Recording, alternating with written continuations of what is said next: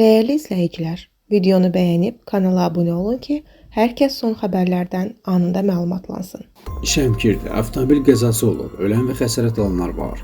Xəbər verilir ki, hadisə rayonun Sabirkən kəndi ərazisindən qeydə alınıb.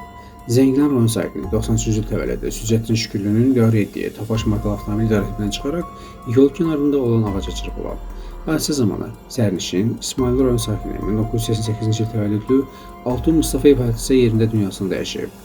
Sərnişinlər Quba rayon sakini 94-cü il təvəllüdlü Samir Qurbanov və Şamaxı rayon sakini 97-ci il təvəllüdlü Namiq Əskərov müxtəlif dərəcəli bədən xəsarətləri alıb və xəstəxanaya yerləşdiriliblər. Bağlı araşdırma aparılır.